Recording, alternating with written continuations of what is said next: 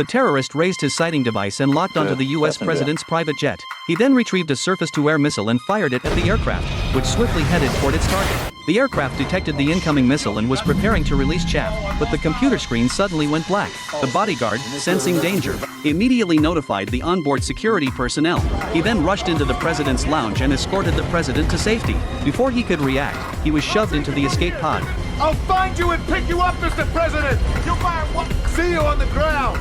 The bodyguard closed the hatch, pressed the launch switch, and sent the escape pod out of the plane. All the security personnel then jumped out of the plane, but their parachutes did not open. One security officer noticed something was wrong but was shot dead by the bodyguard. It turned out he was a collaborator with the terrorists. The bodyguard then jumped from the plane as well.